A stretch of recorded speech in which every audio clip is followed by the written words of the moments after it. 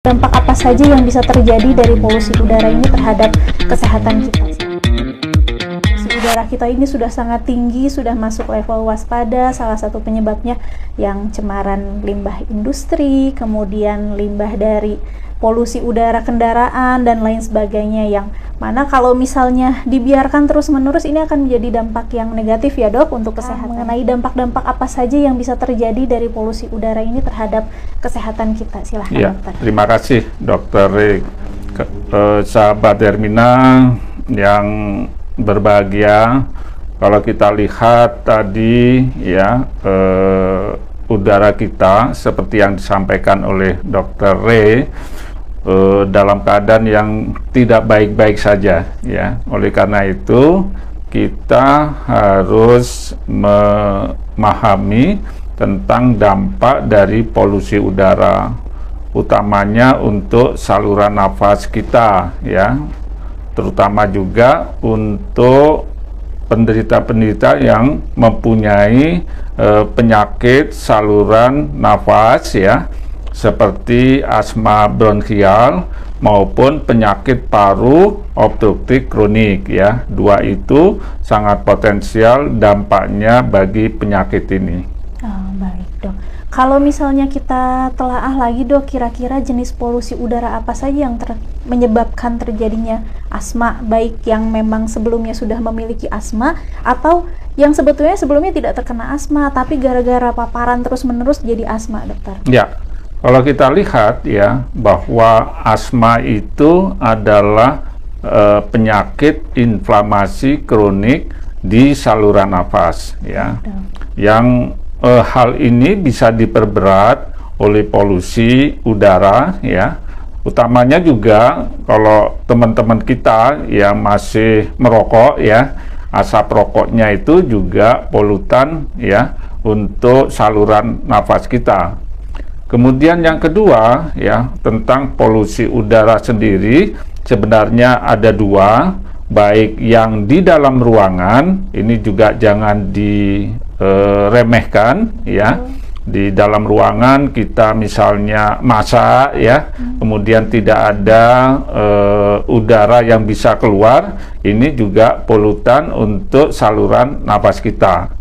Yang di luar ya, di luar itu bisa secara alamiah maupun yang dibuat ya. Secara alamiah misalnya gunung meletus, itu secara alamiah gitu.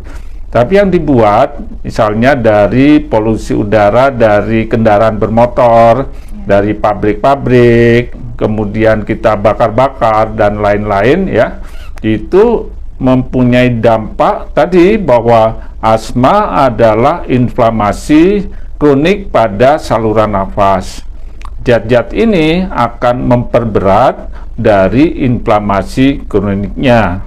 Oleh karena itu, bagi penderita asma ya, mari kita bersama-sama untuk menghindari polusi udara yang sedang tidak baik-baik saja.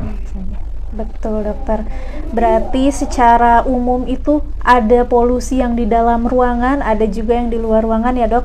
Mungkin sahabat-sahabat Hermina juga perlu aware nih, ibu-ibu biasanya masak di ruangan, ventilasinya kurang bagus ya dok, itu juga sangat potensial memicu terjadinya gangguan pernafasan, salah satunya asma. Nah kalau misalnya prosesnya terjadi terus-menerus polusi tersebut, apa dok efek jangka panjangnya dok? Ya. Bagi penderita saluran napas ya, terutama asma, tadi juga kita sampaikan bahwa asma itu adalah penyakit inflamasi kronik pada saluran nafas. Kalau ada polusi udara terus-menerus, maka inflamasi kroniknya ini akan bertambah tinggi ya. Dengan demikian maka gejala-gejala asma, misalnya batuk, sesak nafas, kemudian ada suara mengi ya, itu juga sangat khas ya pada asma. Kemudian rasa tertekan itu akan semakin berat dengan adanya polusi udara tersebut. Kalau gejala mengi ini dok hanya pada asma saja atau ada penyakit lain yang ada bunyi menginya dok? Iya, terima kasih dokter. Ini pertanyaan yang sangat bagus. Memang terutama ya spesial bagi penderita asma itu ada suara mengi ya. Tetapi ada juga penyakit-penyakit lain, penyakit saluran nafas yang lain yang menyebabkan suara bising, suara mengi ini. Misalnya penyakit paru obstruktif kronik ya. Itu seperti itu. Betul.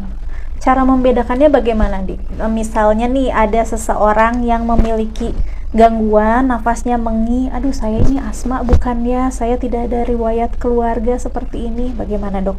Langkah pertama yang dilakukan? Iya, pada asma itu biasanya timbul mulai dari kecil ya, kemudian ada trigger ya, misalnya ada debu, kemudian ada polusi, infeksi, dan lain-lain.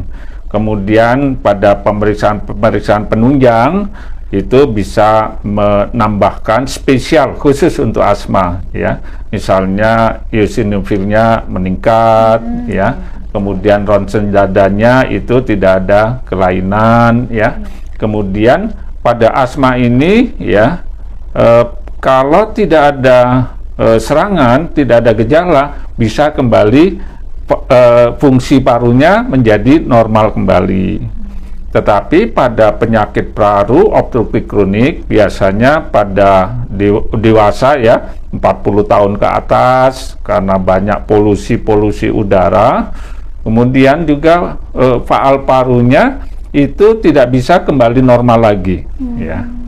Kemudian dari pemeriksaan ronsennya ya itu ya, khas ya, ada diafragma mendatar, kemudian juga jantungnya itu menggantung ya, kemudian ICS-nya melebar, itu khas untuk PPOK.